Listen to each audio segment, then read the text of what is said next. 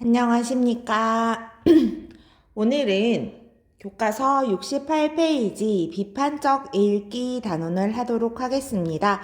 3단원의 경우에는 대단원 3은요. 여기에서 이제 앞에 보면 한 2장 넘기면 나오는데 새롭게 바라보는 독서라고 해서 비판적 읽기와 창의적 읽기 그리고 감상적 읽기에 대해서 이야기를 하는데요. 그 중에 첫 번째가 바로 비판적 읽기입니다. 학습 목표를 먼저 살펴볼게요. 자, 글에 드러난 관점 그리고 내용 그 다음에 글에 쓰인 표현 방법 이런 것들을 그냥 받아들이는 게 아니라 비판적으로 받아들이며 읽는 것, 이게 바로 목표입니다. 자, 그리고 또 대놓고 이야기하는 경우도 있지만 숨겨진 의도들이 있을 수 있어요. 코로나 아니에요. 자, 그리고 사회문화적 이념을 비판적으로 이해하는 것, 이게 바로 비판적 읽기에 해당한다고 보면 되겠습니다. 자, 아래에 그림이 나와 있어요. 야, 그림을 보면 이 그림을 어떤 관점에서 친구들과 이야기를 나누어 보자 그랬는데 여러분들 어떤 생각이 들었나요? 나는 여기 이거 있죠. 약간 양 같지 않나요? 이런 거 보였는데 사실 이 단원이 비판적 읽기 단원이잖아요. 그래서 어떤 부분을 보면서 읽어야 되냐면 세 개의 나무가 전부 다 비슷비슷하다는 거죠. 그래서 요거 이런 식으로 비판적으로 읽는다는 것은 독자가 가치관이나 신념에 따라서 글을 평가하면서 읽는 것을 의미합니다. 그래서 어떤 글이든지 간에 그냥 무분별하게 받아들이는 것보다는 비판적인 읽기를 하시는 게 좋아요. 그래서 이런 글을 보는 안목에 대해서 볼 수 있도록 하겠습니다. 자, 이제 첫 번째 글이 나와 있는데요. 경쟁 어떻게 받아들일까라고 하는 질문입니다. 예의 갈래는 논설문이에요. 자, 논설문은 자신의 의견을 주장하는 글이죠. 자, 그래서 논설문이라고 하면 주장하는 글이기 때문에 제일 먼저 파악해야 될 게 뭐겠어요? 글쓴이의 주장을 파악하셔야죠. 그럼 비판적 읽기라고 했잖아요. 이 주장을 파악해야 되니까 이거 뭐예요? 이걸 비판적으로 자신의 의견을 생각하면서 비판적으로 읽어야 된다. 이렇게 생각하시면 되겠습니다. 자, 그러면 정리는 마지막에 할 수 있도록 하고요. 자, 전체 보면 알다시피 여기 경쟁은 발전을 이끄는 힘이라고 해서 69페이지에 하나가 나오고요. 그 다음에는 다음 장에 여기 보이죠? 경쟁은 인간의 타고난 본성. 그리고 그 다음 장 넘어가면 경쟁은 함께 추구하는 것. 이렇게 해가지고 3개의 소제목이 지금 붙어있는 거 볼 수 있어요. 그래서 요거에 맞춰가지고 소제목이 붙어있어가지고 글의 내용을 조금 더 명확하게 전달하기가 좀 좋은 요런 글이라고 생각하시면 되겠습니다. 자, 그러면 경쟁 어떻게 받아들일까 해서 글의 전체 주제는 바로 경쟁이 되겠죠. 자, 경쟁하면 여러분들은 어떤 생각이 들어요? 경쟁하면 굉장히 바쁘게 뭔가 다른 사람과 붙어가지고 이겨야 되고 이런 식으로 우리들이 생각을 하기가 마련인데 경쟁에 대해서 어떤 식으로 이 글쓴이가 생각하고 있는지를 잘 생각해보고 자신의 경쟁에 대한 생각을 조금 더 해보면서 글을 읽으면 좋을 것 같아요. 자, 일단은 여기 문단 번호를 좀 매겨야 되잖아요. 문단 번호를 매기는 시간을 빨리 매기고 오면 좋을 것 같아요. 선생님도 매기고 올게요. 자, 문단 전체 몇 개 나왔어요? 자, 9개의 문단으로 되어 있습니다. 보통 논설문의 경우에는 3단 구성으로 처음, 중간, 끝은 설명문이고 서론, 본론, 결론으로 되어 있는데요. 여기는 지금 소제목이 적혀져 있어서 서론, 본론, 결론으로 굳이 이렇게 안 나누고 각각 문단 번호로 일단 설명해 나가면서 읽도록 하겠습니다. 자, 첫 번째 경쟁은 발전을 이끄는 힘이라는 소제목이 있는데요. 여기만 봐도 대충 알겠죠? 이 경쟁에 대한 글쓴이의 의도가 긍정과 부정 중에서 어떤 쪽에 더 가까운 것 같아요? 긍정에 더 가까운 것 같죠? 발전을 이끄는 힘이래요. 자, 그러면 어떤 식의 생각을 하는지 일문단부터 보도록 하겠습니다. 2002년 한일 월드컵 이러면서 지금 한국 축구에 대한 이야기를 하고 있어요. 한국 축구. 자, 2002년이면 여러분들이 태어나기도 전이네요. 이 한국 축구 레전드죠. 4강 진출을 했어요. 자, 그러면 그 전까지는 4강 진출까지는 생각을 못했단 말이에요. 그러면 이 한국 축구의 원동력은 도대체 무엇일까? 이거예요. 자, 원동력은 과연 무엇이었을까? 그건 바로 그때 감독이 바로 히딩크 감독이었대요. 자, 히딩크 감독이 나와 있네요. 자, 히딩크 감독이 나와 있는데 요거 사람 이름이니까 일단 체크를 할게요. 자, 이 사람의 리더십이 아닐까요? 라고 하면서 지금 물음표로 대답을 하고 있습니다. 이렇게 생각한다는 거죠. 그러면 한국 축구의 원동력이 히딩크 감독인데 히딩크 감독이 이 선수들을 훈련을 시켰을 거 아니에요. 자, 히딩크의 훈련 원칙이 지금 나와 있습니다. 그 아래쪽에 원칙이 바로 무한 경쟁이었다 그랬죠. 자, 그래서 요거 되게 중요한 훈련 원칙이 무한 경쟁이었다. 이 부분을 체크를 조금 해두시면 좋을 것 같아요. 자, 그래서 이 경쟁은 뭐냐면 처음부터 히딩크 감독이 두세 명씩 묶어서 계속 경쟁을 붙었대요. 그러면 이 사람들보다 더 나은 걸 보여줘야 경기에 나갈 수 있었기 때문에 사람들이 그 선수들이 더 열심히 노력을 하게 됐죠. 자, 그래서 최선을 다해야 됐어요. 그래서 결국 이거는 히딩크 감독은 선의의 경쟁을 통해서 서로의 실력이 향상되도록 유도를 했죠. 그래서 경쟁을 했더니 실력이 향상됐더라. 자, 그러면 여기 첫 번째 문단은 축구 히딩크 감독에 대한 거예요. 자, 그러면 여기 두 번째도 똑같이 축구가 나왔어요. 2010년에 또 16강을 갔대요. 원정 첫 16강. 우리나라가 그닥 축구를 아주 잘하는 편은 아니었나 봐요. 그래서 원정 첫 16강도 쾌건데요. 요것도 역시 경쟁의 힘이 컸다라고 하면서 지금 경쟁이 또 나와 있죠. 그래서 경쟁의 힘에 대해서 그 한국 축구는 전부 다 경쟁의 힘에 의해서 나타난다. 이렇게 보시면 될 것 같아요. 자, 그래서 선의의 경쟁을 통해서 실력을 쌓은 선수들이 있었기 때문에 요 경쟁이라고 하는 게 굉장히 발전을 이루는 토대가 된다. 자, 그래서 또 뒷장으로 넘어갈게요. 뒷장 넘어가면 다른 스포츠 선수들도 나오죠. 지금은 은퇴한 김연아. 자, 이 김연아 선수도 현역 시절에 누가 있었기 때문에 아사다 마오가 있었기 때문에 경쟁자죠. 얘가 있었기 때문에 이 김연아가 발전할 수 있었다. 그래서 얘를 들어가지고 지금 경쟁이 발전의 원동력이 되는 사례를 통해서 자신의 주장을 뒷받침하고 있었습니다. 자, 그래서 경쟁은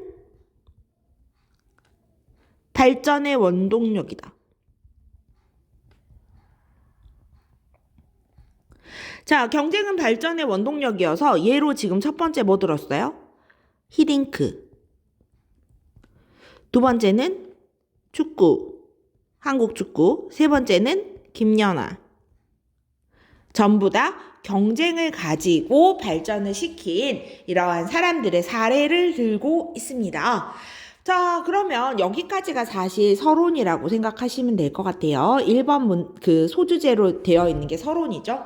자, 서론 부분에서는 발전을 이끄는 그 소주제가 바로 서론의 그 중심 내용이라고 생각하면 되겠어요. 발전을 이끄는 힘이자 원동력인 경쟁. 정리를 좀 할까요? 발전을 이끄는 원동력 인 경쟁. 자, 이렇게 되죠.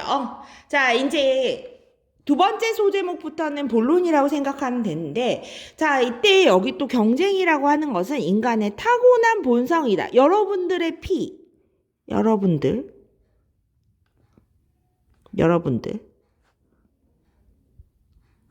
자, 여러분들은 이 몸속에 흐르고 있어요. 뭐가? 경쟁이. 자, 이 말이에요. 자, 그러면 여기 볼게요. 세 번째 문단 갑니다. 자, 세 번째 문단. 우리들이 재미있어 하는 일에는 대부분 경쟁이라는 요소가 붙어 있습니다. 자, 여러분들 체육대회 지금 하고 싶어갖고 죽겠죠? 체육대회를 하면 어떤 느낌이 들어요? 천막, 반끼리, 대항해서 1등을 해서 상품권을 받고 반끼리 단합을 하고 이런 것들도 있지만 결국 우리 반과 다른 반이 경쟁을 통해 가지고 이기는 것 이런 것들을 즐거워한단 말이에요. 이게 제대로 되지 않을 것 같으니까 여러분들 지금 체육대회를 조금 아쉬워하지 않나요? 그런 것 같아요. 자, 그래서 우리들이 해온 놀이나 오락도 전부 다 경쟁을 할 때 더 재미가 있어요. 별거 아니어도 이 팀이랑 저 팀 선생님 어렸을 때 보면 고무줄 놀이. 너네들 고무줄 놀이 했니? 선생님은 고무줄 놀이를 저녁마다 했는데 그때 보면 팀을 나눠가지고 하는데 실제 보면 고무줄 이제 3명이서도 하거든요. 돌아가면서. 그러면 맨 처음엔 발목부터 시작해. 그 다음에 무릎. 그 다음에 허리. 그 다음에 겨드랑이. 그 다음에 어깨, 턱, 그 다음에 머리, 이마, 그리고 나서 뭐 팔을 끝까지 든다든지 그러면 그 단계를 내가 고무줄을 발을 걸어가지고 그 단계를 해냈다는 다른 아이들과 비교했을 때 그 부분을 해냈다는 성취감 이런 것들이 굉장히 크거든요. 우리들이 어렸을 때 했던 놀이들은 대부분 다 경쟁과 관련 있는 이런 놀이라고 생각하시면 될 것 같아요. 자, 그건 뭐냐? 우리 어렸을 때부터 왜 그렇게 달리기 시합을 하고 우리들은 별거 아니어도 뭐 공기놀이 이런 거에도 전부 다 친구들이랑 해갖고 이기고 지고를 선택을 했느냐? 그건 바로 경쟁이라고 하는 게 바로 인간의 본능이기 때문이다 그랬죠. 그래서 여기 부분이 지금 경쟁이라고 하는 것은 인간의 본능이다 이렇게 생각을 하는 거죠. 자, 그래서 경쟁이 인간의 본능이라서 당연한 일이다 라고 주장했던 학자들이 있습니다. 첫 번째로 나오는 학자죠. 요한 하위징하라는 사람이 있어요. 자, 이 요한 하위징하는 경쟁을 인간 본성이라고 주장한 학자. 근데 여러 명 있거든요. 그래서 얘는 1번이에요. 그래서 이 요한 하위징하라고 하는 애는 요한 하위징하라고 하는 애는 뭐라고 했냐? 인간의 경쟁 본능을 호모 루덴스라고 했대요. 호모 루덴스. 옆에 나와 있죠. 호모 루덴스. 유희하는 인간이다. 이렇게 왼쪽에 나와 있습니다. 그래서 놀이를 하는 것. 다른 동물들은 먹고 살기 위해서 하는데 우리들은 그게 아니라는 거지. 자, 놀이하는 것이 인간이 하는 행위의 가장 큰 특성이다. 자, 그리고 인간의 특성은 경쟁 본능과 밀접하게 연결되어 있다. 그러니까 결국 이거 가장 특성 뭐냐 이게 놀이. 자, 이 놀이를 통해서 경쟁하는 것. 이게 바로 핵심 포인트가 된다는 거죠. 이 놀이를 통해서 경쟁을 해서 결국 이기고 싶은 욕구를 충족시키는 거. 자, 그래서 결국 인간은 놀이하는 존재가 되었다. 이기기 위해서, 이 본능을 충족하기 위해서, 경쟁 본능. 그래서 놀이하는 존재, 바로 호모 루덴스가 되었다. 자, 이렇게 주장하는 사람이 요한 하위징하입니다. 자, 그러면 요한 하위징하 말고도 다른 사람도 있겠죠. 네 번째 문단에 보시면 네 번째 문단은 공격적이고 이기적인 존재로 보았던 철학자가 있었습니다. 바로 토머스 홉스라는 사람인데요. 철학자 2번입니다. 자, 홉스는 딱 봐도 알겠죠. 공격적, 이기적. 동의하십니까? 자, 그러다 보니까 공격적이고 이기적이니까 나만 안다는 얘기예요. 그러니까 토머스 홉스는 경쟁심은 인간의 본능이라고 말했대요. 그래서 홉스도 역시 인간의 본능을 이제 경쟁심에서 본 거죠. 자, 그래서 싸움을 불러일으키는 요소, 경쟁심, 소심함, 명예욕 이렇게 있는데 자, 경쟁심은 무언가를 얻기 위해서 다른 사람으로 이게 여기 나왔죠. 자, 이 경쟁심이라는 것은 인간이 필요한 무엇인가를 얻기 위해서 다른 사람과 투쟁하도록 만든다. 그래서 결국 싸움을 해서 이기도록 만든다. 그게 바로 경쟁심이죠. 그래서 이 경쟁심이 인간의 본능에 있기 때문에 사람은 계속해서 투쟁하고 무언가를 얻기 위해서 남들과 경쟁하고 이기려고 하고 이런 식으로 이기적인 모습을 보인다는 거예요. 자, 그래서 옆으로 갈게요. 자, 옆으로 가면 이런 점들로 보아 경쟁은 우리 삶에서 떼어낼 수 없는 불가피한 것이다 그랬죠. 경쟁이라는 건 피할 수가 없어요. 특히 지금 현재는 자본주의 경제죠. 자본주의 경제는 어째요? 돈이 많이 버는 사람, 그거에 뭔가 제한이 있는 게 아니잖아요. 특히 자본주의 경제 같은 경우는 자유 경쟁이 굉장히 필수적입니다. 내가 돈을 더 벌기 위해서는 반짝거리는 아이디어가 필요하고, 그리고 내가 성공하기 위해서는 다른 사람들과 계속 경쟁하는 것이 필요하다. 그건 여러분들도 잘 알고 있죠. 좀 안타깝기도 해요. 이번 시험도 항상 부담을 느끼는 이유가, 등급 줄을 세워가지고 여러분들을 이제 순위가 나오잖아요. 그래서 결국은 경쟁을 가지고 이제 사람들 뭐가 더 먼저인가 하는 생각이 들긴 하지만 경쟁이라고 하는 것이 부담스러움을 주는 건 역시 사실인 것 같아요. 자, 그래서 결국 따라서 진짜 하고 싶은 말은 여기 있나 봐요. 우리는 경쟁은 불가피해요.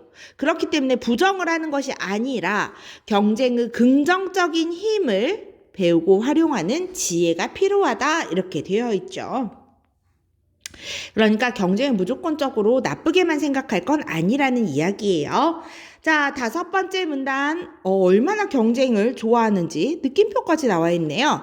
위대한 경쟁의 힘. 그래서 이제 우리나라의 경제 성장 과정에 대해서 나와 있어요. 우리나라의 경제 성장 과정. 자, 우리나라 경제 성장 과정을 또 예로 들었는데 경쟁의 힘을 대표적으로 보여주는 사례이다 그랬어요. 사례니까 뭐가 들어갔다? 예시가 들어갔다. 자, 1950년대 전쟁으로 인해서 우리나라는 굉장히 힘들었죠. 아주 까마득한 일이지만. 자, 그런데 우리나라가 지금은 굉장히 높은 수준, 50년대에서 오늘날까지 지금 발전해 온 곳은 바로 세계와 경쟁을 했기 때문이다. 그래서 이 모든 것들은 전부 다 끊임없이 이기기 위해서 노력했기 때문에 반도체도 굉장히 뛰어난 성과를 가지게 되었다. 이렇게 보시면 될 것 같아요. 자, 그러면서 우리 국민들이 각자 선의의 경쟁을 했기 때문에 지금 현재의 물질적 풍요가 이렇게 경쟁을 해가지고 물질적 풍요가 나타났다. 자, 그래서 이제 여기 나왔죠. 이거 자본주의 경제의 기본 원리가 바로 자유 경쟁이기 때문에 이 경쟁에서 이겼기 때문에 우리나라가 풍요로움을 얻게 되었다라는 이야기입니다. 자, 그러면서 이야기해요. 이 자본주의 경제를 도대체 누가 만들었느냐? 자본주의 경제. 사람 이름 나왔죠? 애덤 스미스입니다. 경쟁을 굉장하게 중요하게 생각했던 철학자, 학자 3입니다. 자, 얘도 자본주의 경제의 토대를 만들었던 사람이에요. 자, 그래서 얘는 뭐라고 했냐? 인간의 이기심이 사회를 발전시킨다는 신념을 가지고 있었대.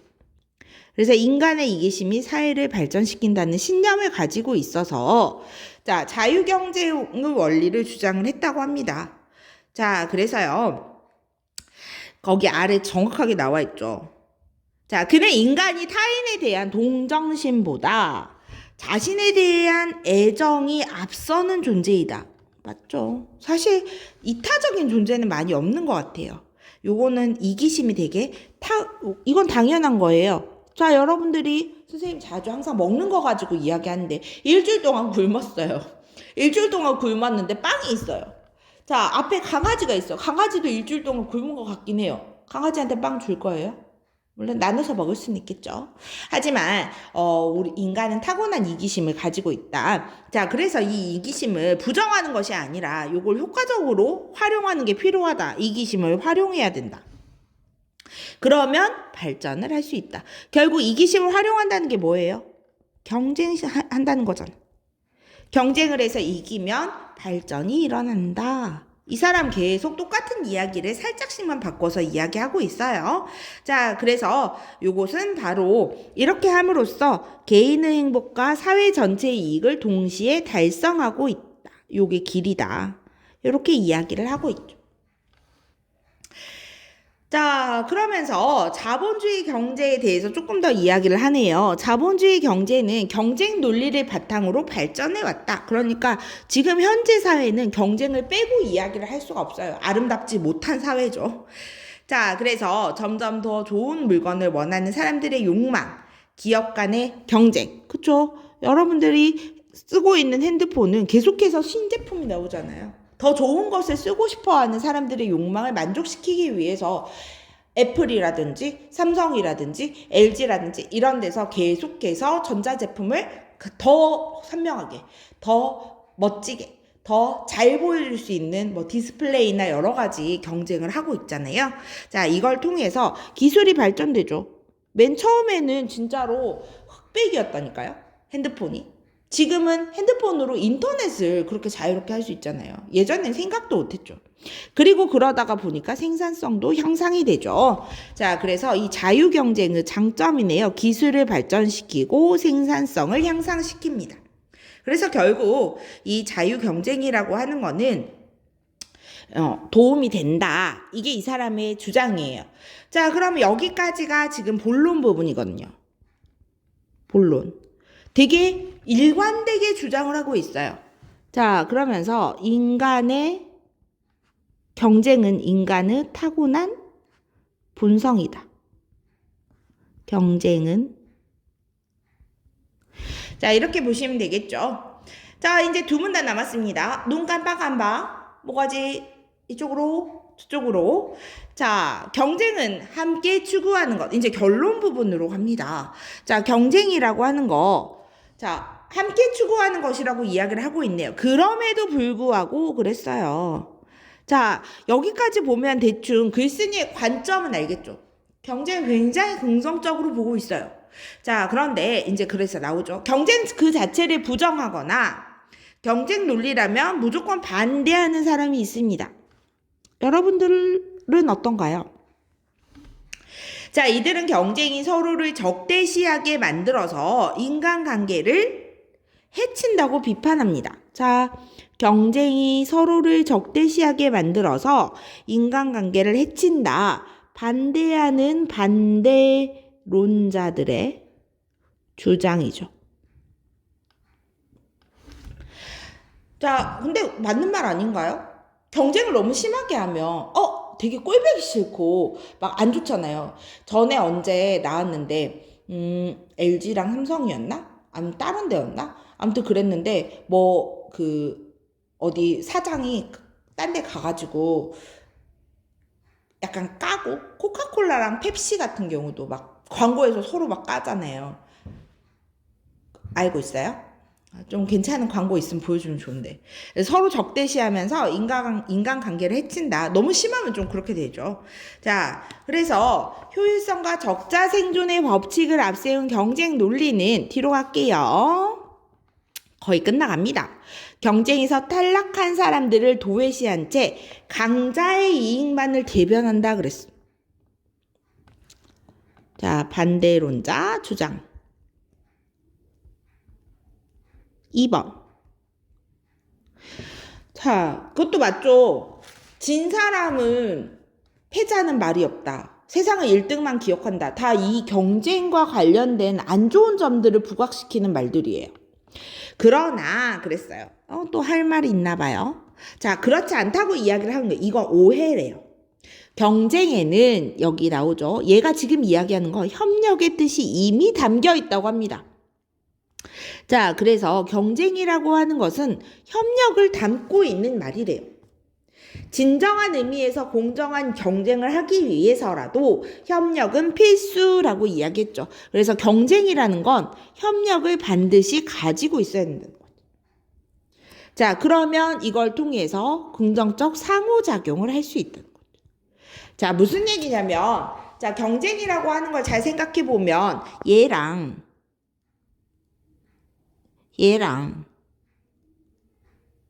자, A랑 B가 있어요. 자, 그런데 A랑 B 사이에 이제 이거 vs 경쟁을 합니다. 경쟁을 하는데 A가 다른 방법을 쓰기로 해요. 그러니까 공정한 방법이 아니라 반칙을 하기로 합니다. 자, 이기기 위해서 반칙을 하면 이건 문제가 돼요. 이건 문제가 되고, 자, 반칙을 하지 않기로 서로 미리 약속을 하는 거예요. 경쟁을 한다는 건 반칙을 하지 않기로. 자, 그래서 이 약속을 하는 것 자체에 들어있는 게 바로 뭐라는 거예요? 협력이라는 거죠. 나는 공정한 룰을 지키면서, 공정한 규칙을 지키면서 협력해서 서로 공정하게, 정당하게, 정정당당하게 경쟁을 하겠다. 이게 들어있다는 얘기죠. 자, 9번째 문단 보겠습니다. 요즘 사회를 가리켜서 경쟁사회라고 부른대요. 자, 그러면서 약육강식의 비정함을 비난하는 사람들이 있다고 합니다. 자, 그렇죠. 요즘에는 이제 경쟁사회라서 너무 인간미가 없고, 또 시험도 경쟁의 일부잖아요. 그래서 초등학생들은 시험을 보지 않고, 뭐 인성교육이 중요하다. 뭐 이래서 중학교 1학년 때도 진로교육하느라고 시험을 보지 않고 이러한 것들이 있습니다. 너무 약육강식, 경쟁만 막 부담만 준다. 막 그렇게.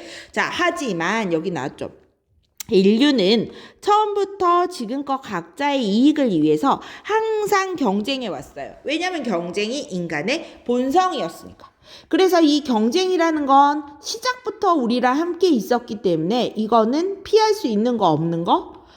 없는 거라는 입장이죠. 자, 그러면서 결국 그래 어때요? 공정한 경쟁과 규칙 이게 필요하다는 거죠. 이게 제일 중요하죠. 경쟁을 하기 위해서는 공정한 경쟁과 경쟁 조건과 규칙이 필요하더라. 자, 그리고 이제 이렇게 공정한 경쟁 조건과 규칙이 받쳐주지 않으면 긍정적인 경쟁을 할 수도 없어요. 그래서 여기 나오죠. 불공정한 경쟁으로는 지속적인 경쟁이 불가능하다. 이렇게 돼 있죠. 불공정한 경쟁은 좋지 않아요. 자, 그래서 우리 사회에서 경쟁은 계속되겠죠. 따라서 결론입니다. 자, 앞으로의 과제는 경쟁할 것인가 말 것인가를 선택하는 것이 아니라 공정한 경쟁을 추구하기 위한 방식에 대한 고민을 하는 것이다. 그래서 결론은 경쟁은 해야 돼. 피할 수 없어. 그러니까 이왕할 거면 공정한 경쟁을 추구하기 위한 방식이 중요하다. 이 말이죠. 요거. 그래서 이왕할 거면 좋게. 그러잖아요. 이왕할 거면 좋게. 자, 그래서 공정이라고 하는 것에 대해서 생각을 해봐야 된다. 공정한 경쟁에 대해서. 그래서 결론 부분 정리할게요. 자, 진정한 경쟁에는 뭐가 들어있다? 협력이 들어있다. 그래서 진정한 경쟁의 의미와 공정한 경쟁의 필요성.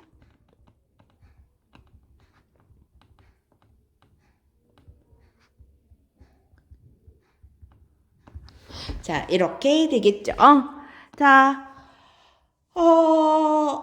최대한 30분을 넘기지 않으려고 지금 미친 듯이 했어요. 28분, 29분을 향해 가고 있습니다. 내용 정리는 오늘 9문단이라 빡빡했잖아요. 내용 정리 다음 시간에 간단하게 하고 그리고 나서 다음 시간에는 다음 걸로 넘어가도록 할게요. 오늘도 고생하셨어요. 오늘 날씨가 너무 좋네요. 여러분들 철쭉 사진 잘 찍었으면 좋겠습니다. 다음 시간에 봐요. 안녕.